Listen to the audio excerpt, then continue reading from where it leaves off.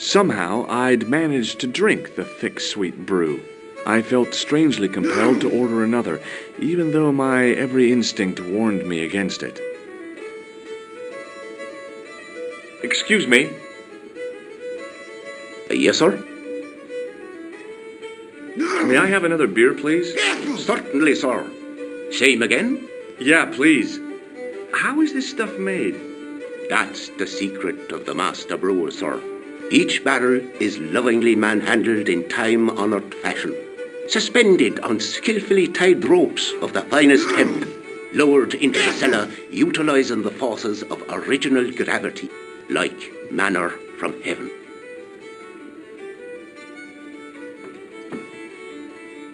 I'm sorry, but the pump appears to be broken. I could fix it for you. I don't think so. This is a job for a professional electrician. Oh well, at least the glass washer is still working. It's not my idea, is it? It just so happens I'm an electrician. Check out my credentials. Well, no. Isn't that marvellous? Here's a house bedevilled with faulty wiring of a wayward nature. Here's you, an electric man, with a little plastic card to prove it. I still want to see what you can do before I let you touch me beer pumps.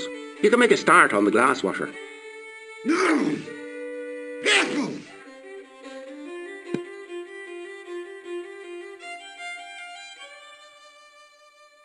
When you finish that, will you take a look at the pumps?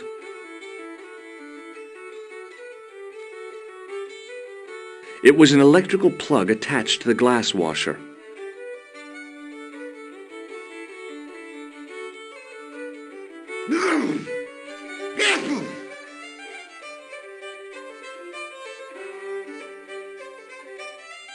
I used all my knowledge of electrical engineering to examine the plug.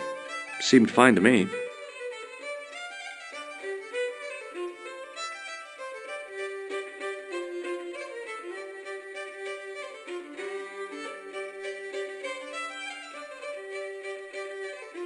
I replaced the fuse with a piece of wire. I knew it was dangerous, but I was desperate enough to disregard everything I knew about standard safety precautions. Excuse me, Mr. Leary. I fixed your glass washer, no problem. Bingo! And a blessing to all the saints. A free half-pint to that man, on the house. Now, could you take a look at the beer pumps? Well, I guess so, but I'm not making any promises. If you can't fix them, I'll have a riot on me hands. The pumps are in the cellar, right? That's right. You'll find a flashlight down there somewhere.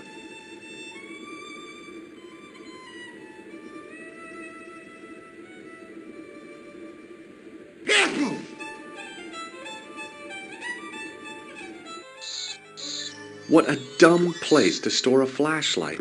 A dark cellar. The only way I was going to find anything down there was to feel around.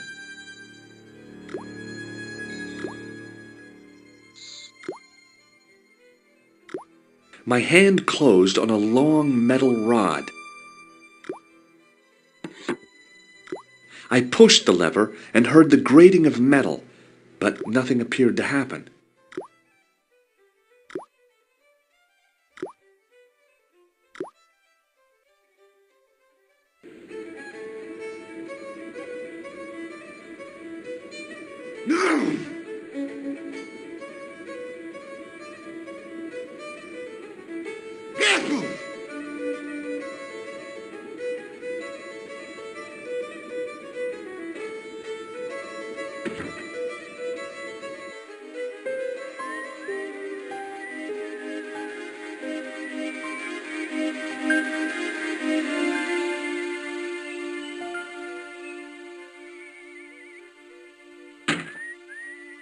I lifted the trap door, and an overpowering smell of stale beer rose from the cellar below.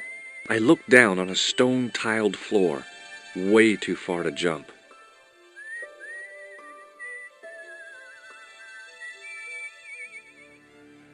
Excuse me. There was a nasty feeling in my guts I usually associated with light opera. It was Khan. What's the problem? Did you see what happened here a few minutes ago?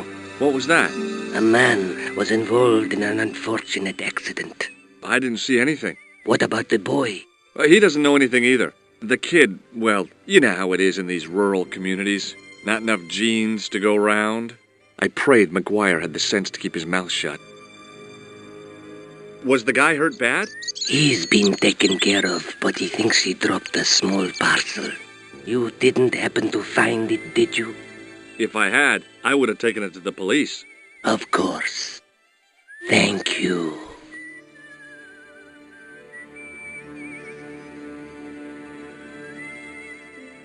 It wasn't my nerves that stopped me jumping. It was my damned legs. They wouldn't move.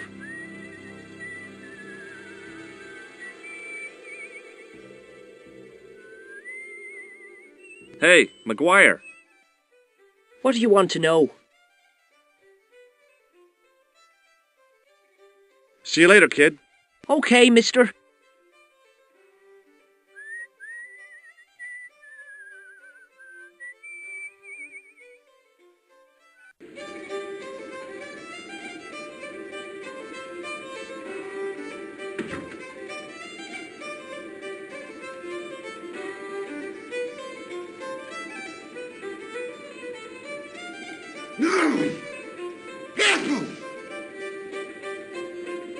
The man's arm lay across the towel, preventing me from moving it.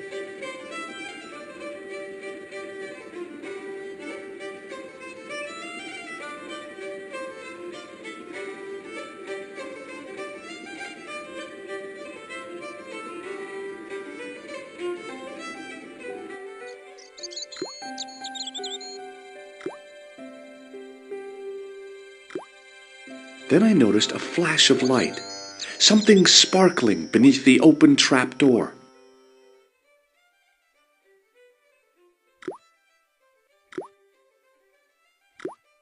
It was Peagram's gem, all right. A large, uncut blue stone. As I held it aloft, I realized the fascination it could command. I guess I was already under its spell. Did you find it? What? Whatever you was looking for. Yeah. Listen, McGuire. I want you to keep this to yourself. No problemo. Just chuck us up a crate of lager. No way! You're not old enough. We can sell it and make some cash. Forget it, kid. I couldn't betray Mr. Leary's trust. I could, for sure. That old misery guts deserves it.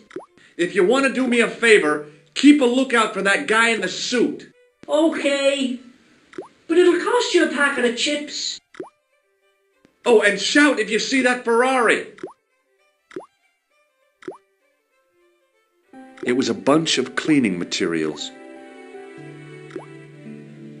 I looked among the cleaning materials, but saw nothing I could use. It was a calendar with a faded photograph of a prize-winning carp.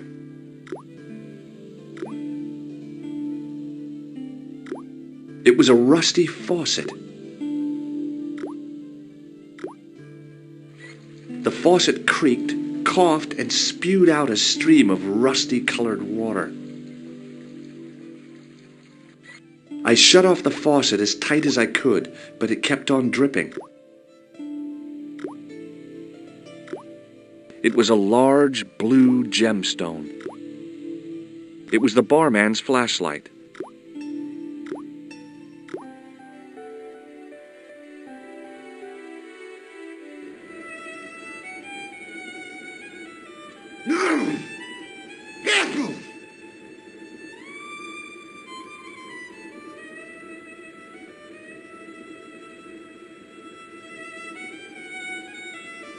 As the man raised his arm to drink, I snatched the towel away.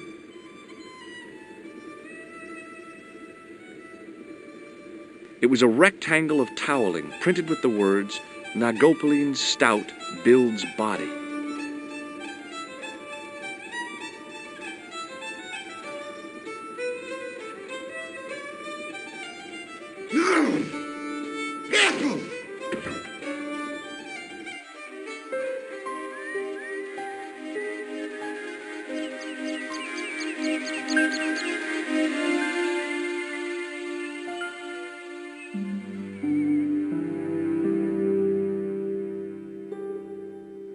On the back of the cart was a crazily stacked tower of hay bales, leaning precariously against the castle wall.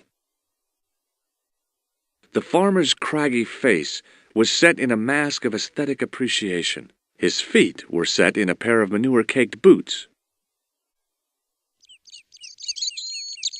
Hi, do you speak English? Well, now, what if I was to say no? An implication of cognizance shrouded in denial. A pretty poser of a paradox indeed. I gave him the look I'd perfected when I was 12 and was going to be the greatest hypnotist of all time. It was a killer. Are you attempting to hypnotize me, or is it the constipation you're suffering?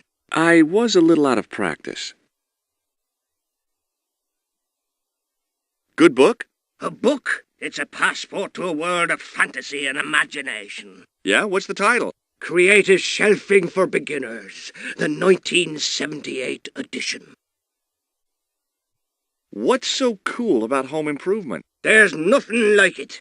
The resinous autumnal aroma of seasoned wood, the rhythmic rasp of the plate. Ah, no wonder our Lord came to earth as the son of a humble carpenter. I bet he was a wizard with a chisel and a length or two before. Surely the portrayal of Christ's adoptive family as humble artisans is a symbolic metaphor. I don't know about that, but I know they were carpenters. Haven't you read the book? Well, no. But I have seen The Greatest Story Ever Told, and I don't recall Jesus putting up any shelves. What do you make of this tissue? That's a sorry sight to wave about in public. Oh, it's theatrical grease paint. And that makes it all right, does it? I must remember that next time someone complains about the state of me handkerchief. Would you like to shake my hand? What is this? I don't do that male bonding stuff. What do you make of this matchbook? Seems ordinary enough to me. Does this tool mean anything to you? No, it doesn't. Is it used on sheep? No, it's for lifting the covers off drains. Never. How? Well, the end of the tool fits into the hole in the cover. They'd slip out. Angles are wrong. You'd never do it. I have. I did it in Paris. Do you recognize the name on this card? I can't read that little writing. It says Thomas Merlin, Gruber Electronics. Is that your name, Tommy Merlin? No, but what a great stage name.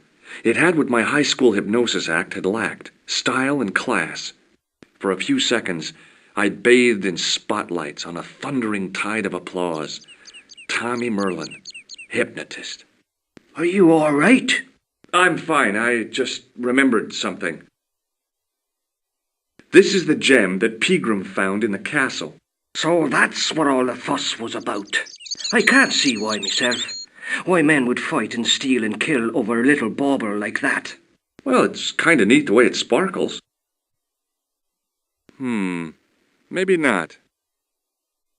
Do you recognize the man in this photograph?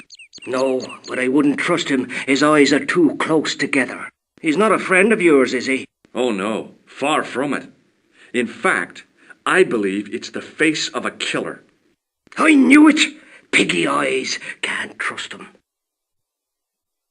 Does this false nose mean anything to you? You're a circus clown. No, but I got this from someone who disguised himself as a clown. Is that a fact? Why did you do that now? He's a psychotic killer. I think he may be connected with Pegram's disappearance.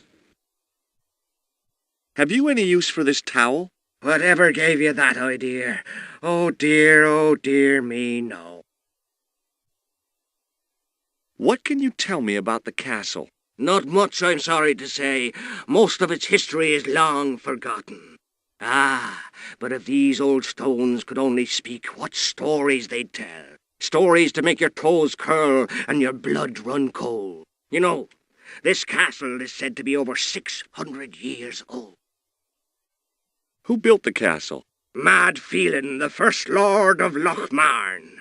Well, I say lord, but actually he was little more than a village chieftain. He built his castle from the remains of the Templar preceptory. Do you mind if I climb up your haystack to get into the castle? What? You'd break your stupid neck for sure. Do you think I'd stand by and see your brains dashed out? I'd be very careful, and I promise not to sue. You won't get the chance, not while I'm here to stop you. Have you seen Professor Pegram? No, he's packed up and gone. Do you happen to know where? Back in England, I suppose. Do you think Pegram's disappearance is due to the curse? Look at the facts. He dug up the gem. He disappeared. Bingo. It doesn't take a degree in mathematics to work that one out, does it? You don't have to be a smarty Pythagoras with a calculator. I guess not. Pegram has run off with the gem. Where was the site of the Templar preceptory? Right here on Temple Hill. Phelan built right on top of the old wall. It's said that deep beneath these walls there's a Templar chapel. Did Pegram discover the chapel? I don't know. His workers were sworn to secrecy. Did you happen to see a red sports car down on the road? I caught a glimpse of a flash of red on the hill and heard the racket.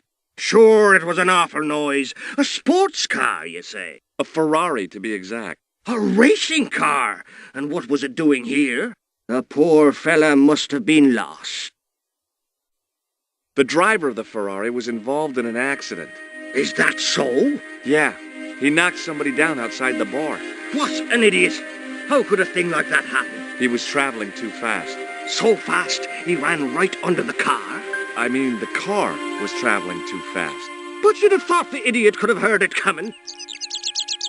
Maybe you know the guy who was hit by the Ferrari. His name is Sean Fitzgerald. Oh, I know him all right. That's me nephew, the idiot responsible for the stacking of my hay cart. Was he killed by the car? Oh no, but he has been abducted. Well, that's a relief now. Aren't you going to look for your nephew?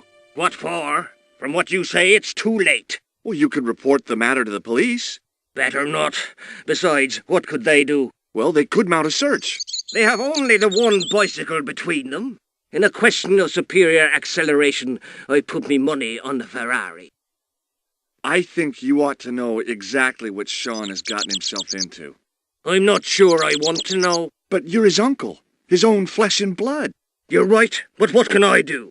If I'm not here to guard it, some idiot might try to climb the haystack. What a moral dilemma. Stay here and guard this potentially lethal agricultural construction, or to go off in search of the prodigal nephew, the very man responsible for said hazard? It'll need some thinking about. Why, there's no problem. You're right. Why didn't I think of it before? We'll demolish the haystack. You don't have to demolish the haystack to go look for Sean. I'll stay here in your place and warn anyone who's silly enough to climb it. Marvellous! I think I should start me inquiries in the bar.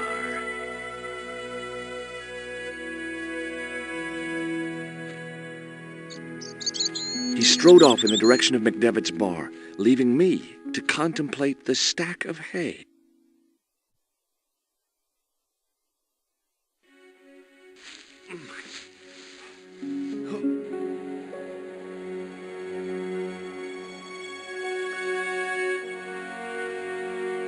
The stack of hay stopped, short of the top of the wall. Even if I stretched as far as I could, the wall was out of reach. What I needed was a slice or two of Alice's Wonderland.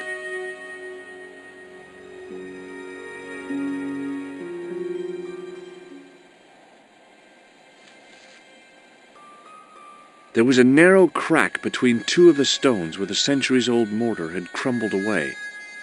I pushed my fingers into the narrow crack. It went back several inches into the rock.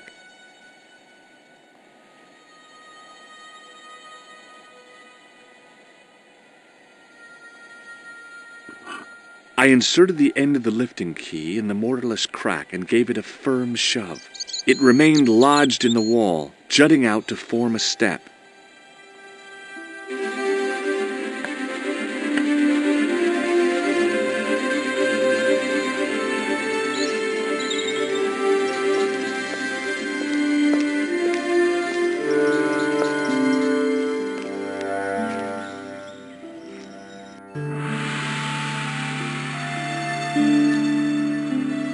It was the fiercest, meanest-looking old goat I'd ever laid eyes upon. It was a rusted piece of iron, maybe part of a plow or something.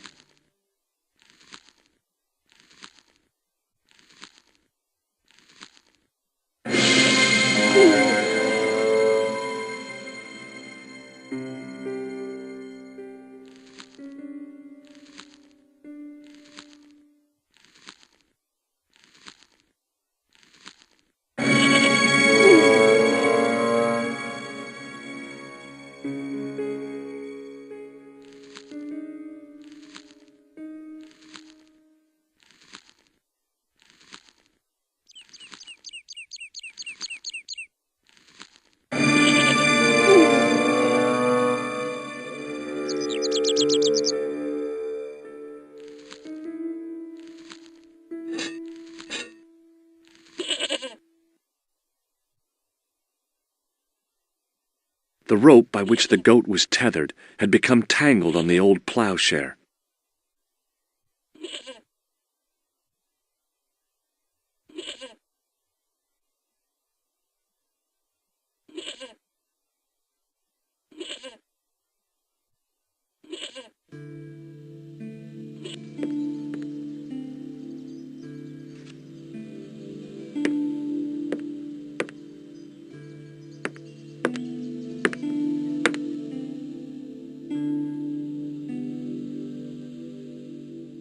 The bench had probably been used by Pegram and his archaeological team. The only object on the table which interested me was a small sack. The only object on the table which interested me was a small sack. As I dipped my fingers into the soft white powder, I realized what it was. Plaster of Paris. I'd used it in kindergarten to make casts of animal paw prints. Behind the altar was a carved panel decorated with animals, birds, and plants.